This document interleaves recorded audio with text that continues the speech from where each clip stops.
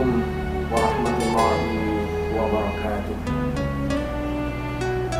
Alhamdulillah mujibud da'wat al-qail fi muhkamil ayatil bayyinat wa likulli wijhatun huwa muwalliha fastabiqul khairat. Asyhadu an la ilaha illallah wahdahu la syarika lah wa asyhadu anna Muhammadan abduhu wa rasuluh. Allahumma salli wa sallim wa barik ala sayyidina Muhammadin sayyidil mursalin wa ala alihi wa ashabihi ajma'in, amma ba'd. Kaum muslimin dan muslimat yang dirahmati Allah, suatu ketika Imam Syafi'i pernah didatangi oleh seseorang yang mengadukan berkaitan dengan kesulitan ekonomi keluarganya. Dia mengeluhkan bahwa gaji yang diterimanya di setiap bulan tidak mencukupi untuk kebutuhan keluarganya. Imam Syafi'i kemudian singkat bertanya, berapa gajimu dalam sebulan? Kira-kira kalau dirupiahkan sekitar 5 juta dalam sebulan. Imam Syafi'i kemudian memberikan saran kepada orang tadi, gajimu yang 5 juta sebulan itu bulan depan kembalikan yang 2 juta. Ambil saja yang 3 juta. Bingung orang ini. 5 juta saja tidak cukup untuk memenuhi kebutuhannya.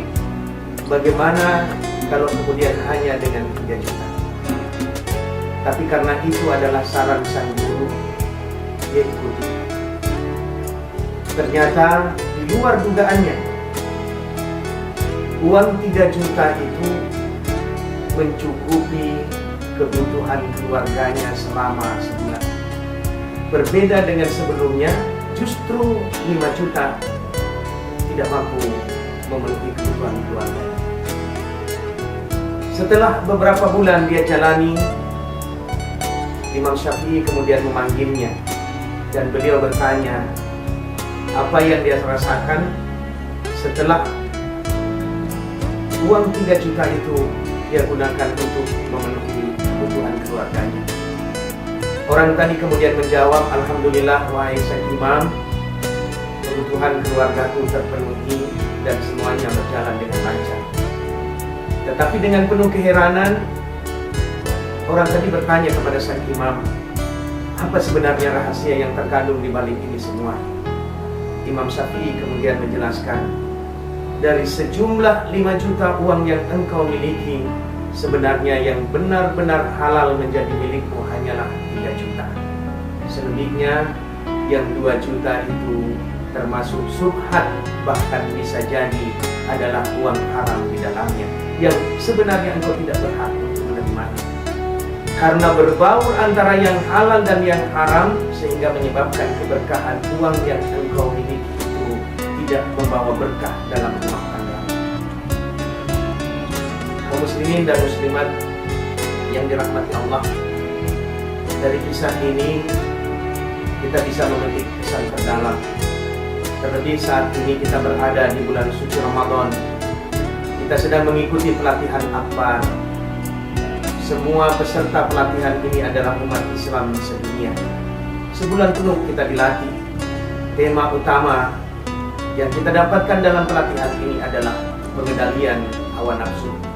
Termasuk di dalamnya adalah bagaimana kita dilatih untuk membedakan antara yang halal dan yang haram, berkaitan dengan rizki yang kita cari dan kita konsumsi.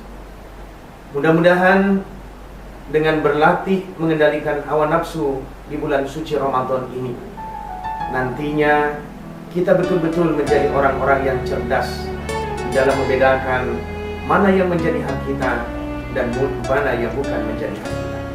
Kita menjadi orang yang lebih berhati-hati dalam mencari rezeki, sehingganya kita terselamatkan dari persoalan-persoalan subhat, lebih-lebih kalau keharamannya nyata adanya.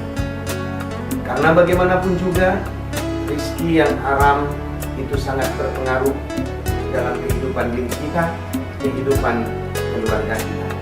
Oleh karena itu, mari kita tingkatkan kesungguhan kita dalam menjalankan puasa Ramadan ini tidak sekedar hanya menahan lapar dan haus, tetapi yang paling utama adalah bagaimana kita mampu mengendalikan hawa nafsu kita.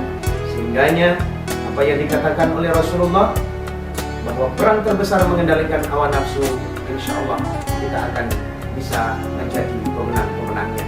Dan puasa yang kita kerjakan mudah-mudahan mengantarkan kita meraih predikat la'allakum tattaqun, menjadi orang-orang yang bertakwa di sisi Allah Subhanahu wa Ta'ala.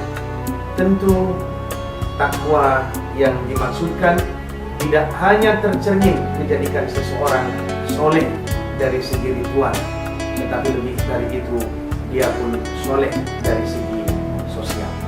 Hubungan dengan Allah dia jaga dengan baik dan dia laksanakan secara maksimal. Demikian juga hubungan dengan sesama manusia dia jaga dengan sebaik-baiknya, dia pelihara dengan sekuat tenaganya. Kaum muslimin dan muslimat yang dirahmati Allah, Ramadan tinggal tersisa beberapa hari lagi. Sebagai orang-orang yang menyadari tentang kelemahan dan kekurangan diri, menyadari tentang begitu banyaknya hutang pengabdian kita kepada Allah, tentu kita tidak akan menyia-nyiakannya. Kita tidak akan membiarkan Ramadan berlalu begitu saja tanpa peningkatan amal ibadah kita, baik itu yang berhubungan dengan Allah maupun dengan sesama manusia. Mudah-mudahan Allah menerima amal ibadah puasa kita yang telah beberapa hari kita kerjakan.